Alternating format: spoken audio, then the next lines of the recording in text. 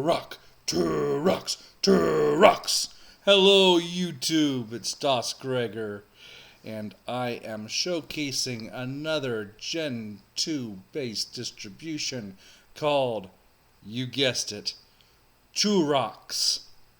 And I just couldn't help because it sounds like something that Fred Flintstone might be chanting besides yabba dabba doo. Anyway, I have a couple notes here that I took while I was testing this distribution out. The first thing I'd like to say, it has a very nice clean interface. As you can see, it had a couple widgets.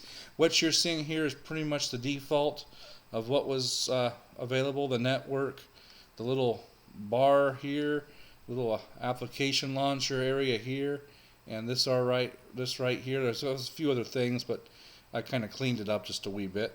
And of course, everything down here on your status bar, what you see.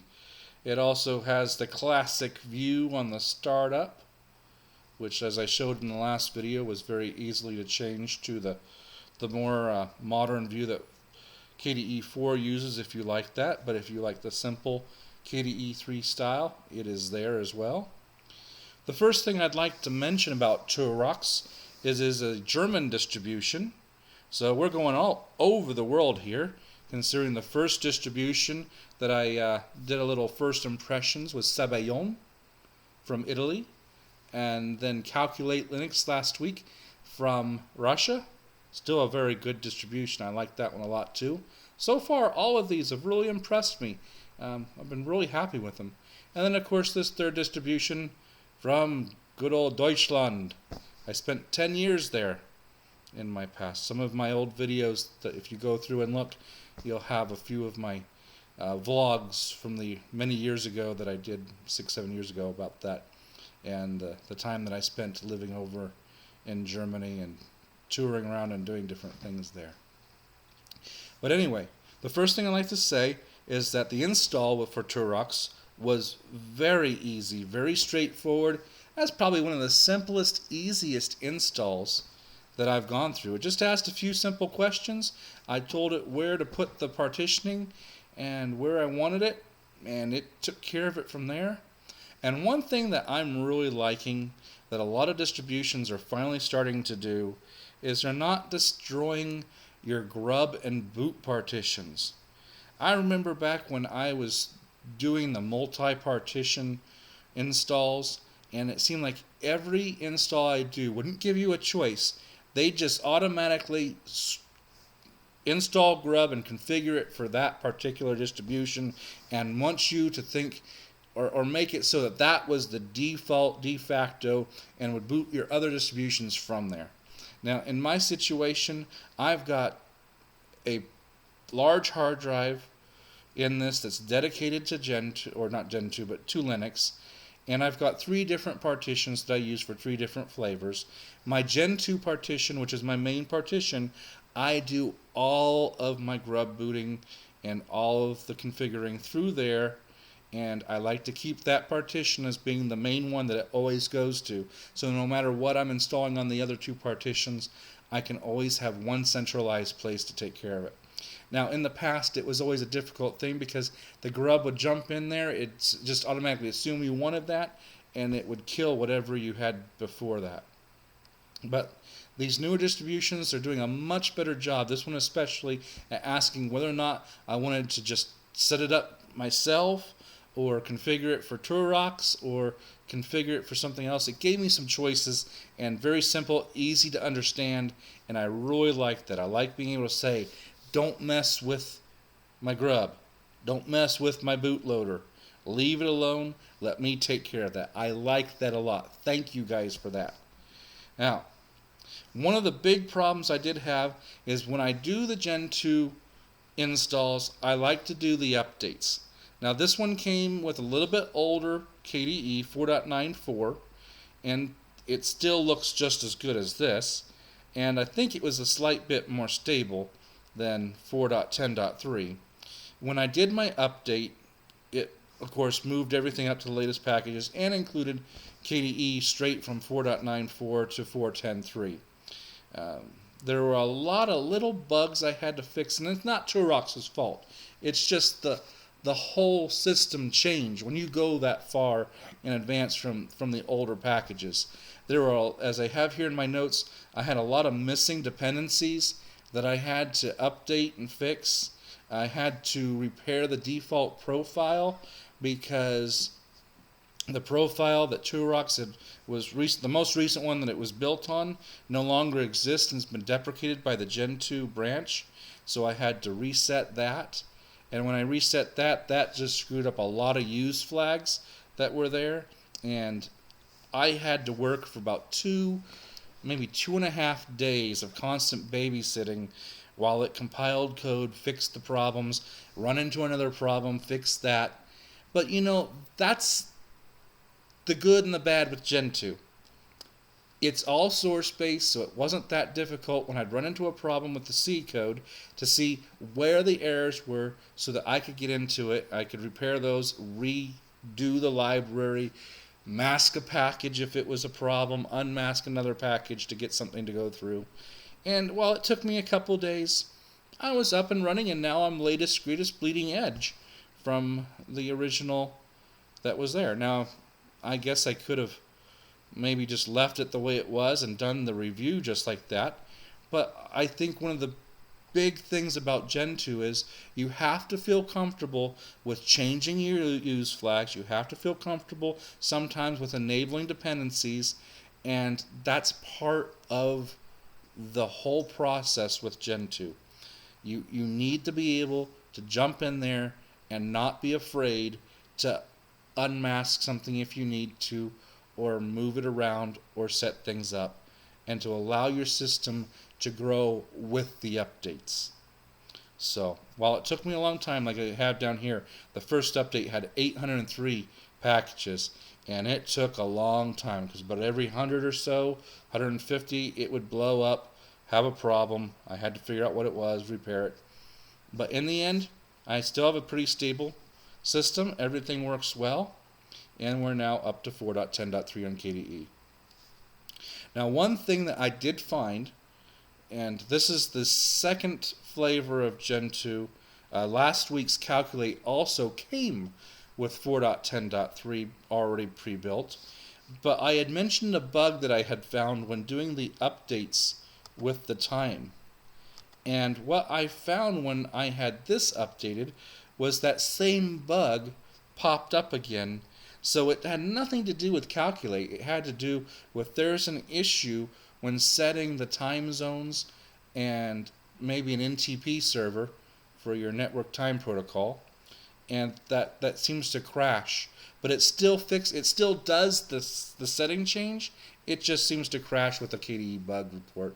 So it's not the distribution, it's an actual KDE issue, and I did not see it in the 4.94 when I was kind of going through it. Now this one actually has porthole for the GUI installer, and you can of course emerge through the command line interface. When doing a large update like this, I really suggest not using any type of a GUI installer, but going ahead and going to the command line and using the emerge commands to go ahead and set that up, because then you can see. I always like to use a -V option when installing so that I see the verbose code going across. That way when an error does pop up, it's a lot easier to go scrolling back up, see where the error is, see what the issue is, be able to repair it, and then keep going. Plus, I'm one of those weird guys who could stare at code for hours and hours and just watch it flash across the screen and see what it's doing and see what how it's getting put together. Matrix, one of my favorite sets of movies. I could sit there and just watch that Matrix code go up and down, but I couldn't understand it as much as they could. Anyway, I did notice that there was no Flash installed by default with this distribution, but it was very simple to install, very simple to configure, and I had YouTube up and running within seconds and after installing Flash. And I actually started doing it manually, but I also found that they had already in here a system area where you can go in and install it just from a command line or from a menu down in here somewhere in the settings, I believe, in the system settings. So it wasn't that big a deal, simple, but it just wasn't there out of the box. I went ahead and installed Clementine because I do like to see how it works every once in a while, and that's becoming my new favorite music player for Linux. I've been really enjoying that a lot more over Amarok. And let's see. I also had to make sure I installed Synaptics.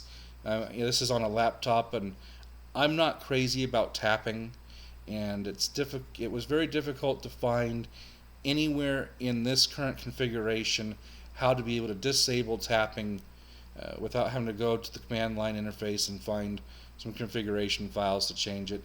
So I installed Synaptics so that I could do that, and that, of course, when you open that up, opens up this little area here where you can click on that. You can set your tapping and other touchpad options. Real simple to do. Now, one thing I also noticed on a lot of different distributions that I've tested lately is that when I encode my video, I normally do it into an OGG video format, which is a .ogv, and I haven't paid attention with a lot of things, but I did notice in this one it wanted to default to Audacious to open up, and it's a video file, so it's not going to open up properly. And in the other ones, I noticed it was defaulting over to Amarok instead of VLC, or to the video player in general.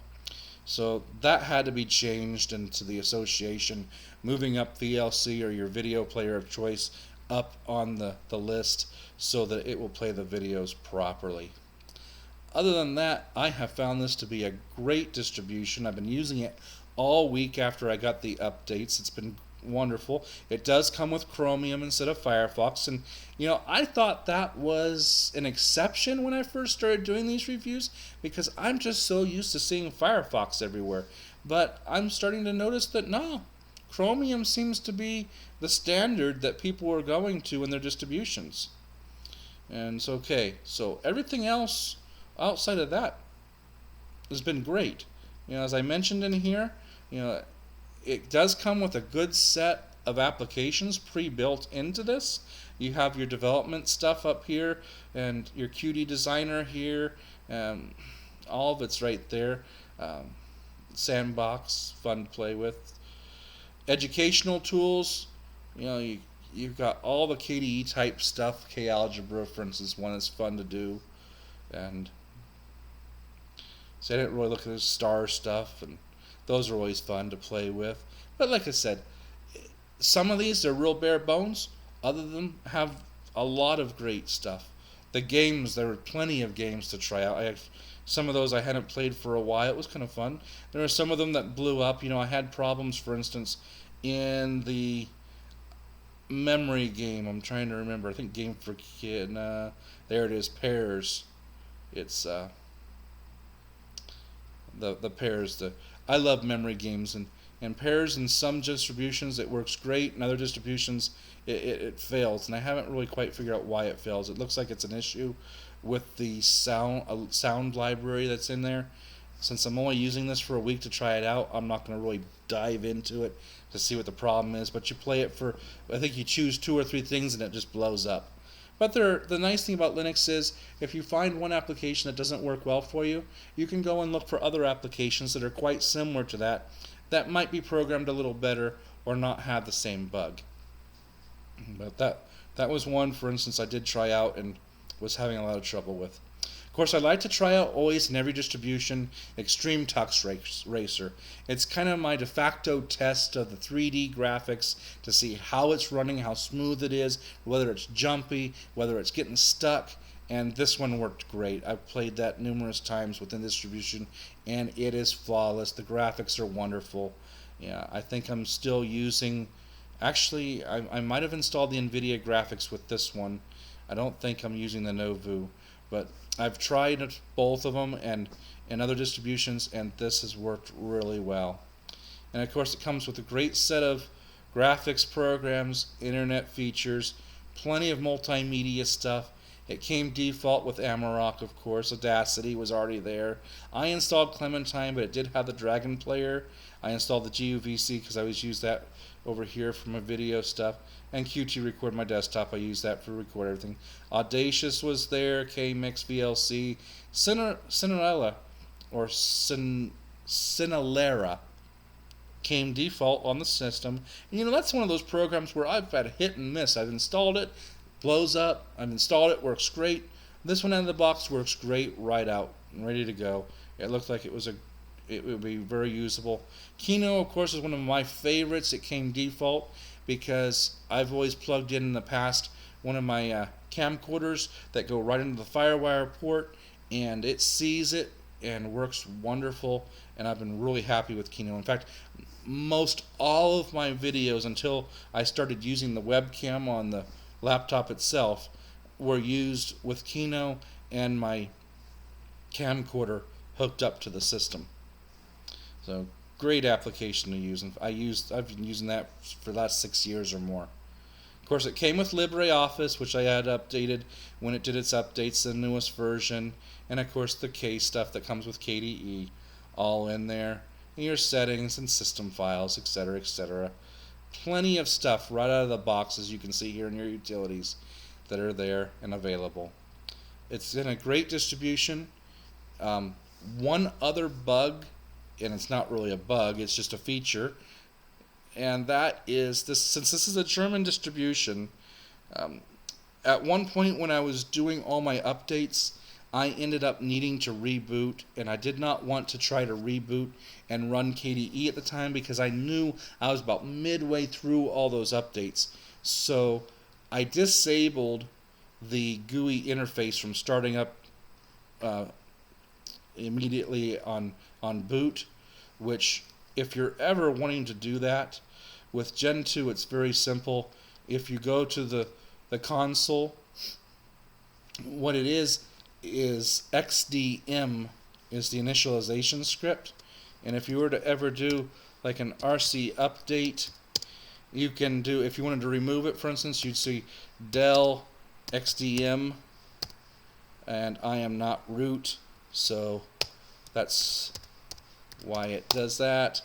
But RC-update del XDM, and that should remove it from the run levels default.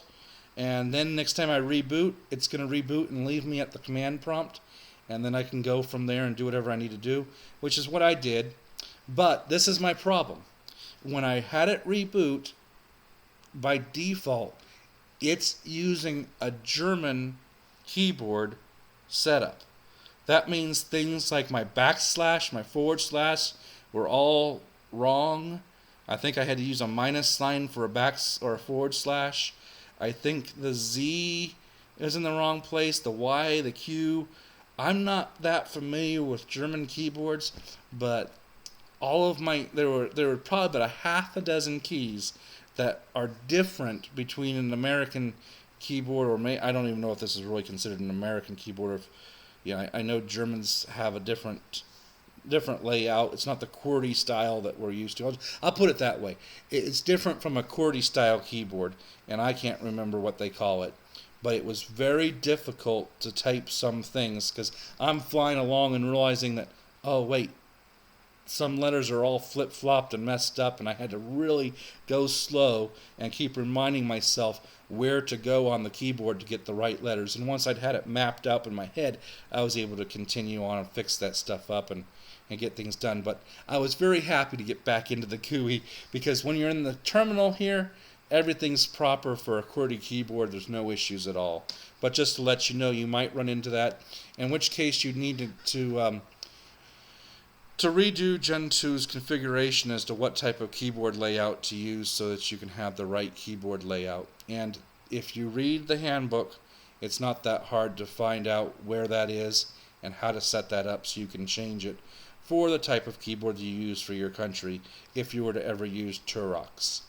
Now, if you ever need to restart or add the service back in there so that it boots up, for instance, and you want your GUI to start up automatically, you do that RC update, add XDM, and in this case we want it in the default startup, and now that service has been re-added to default.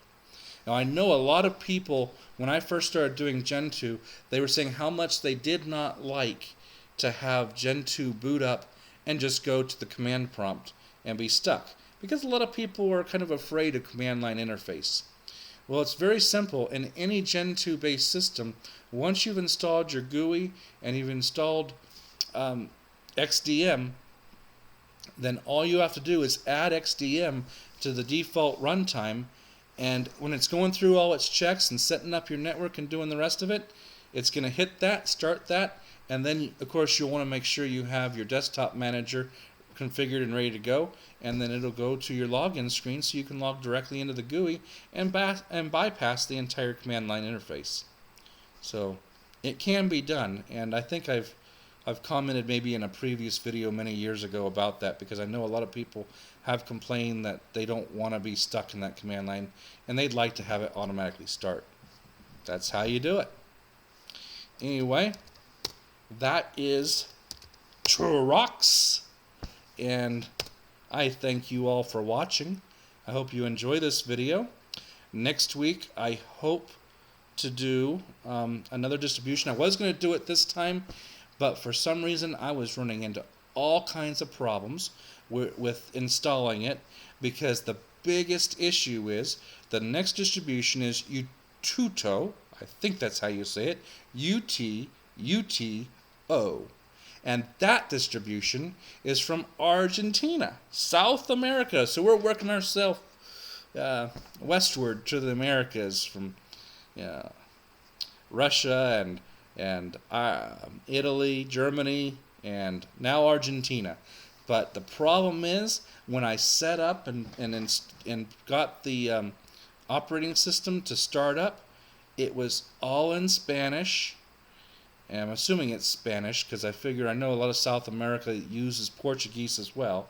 But it was Spanish-Portuguese mix, something like that. And I apologize, because I do not rightly know, because that's not a language I speak. I'd recognize it if it was German. I'd recognize it if it was a lot of other European languages. But I just don't know that language that well. And I got it so that it was in English for the most part, going through the system settings and trying to set the locale and all that. But when I start up the install file, or the installation for it, it goes right back into Spanish.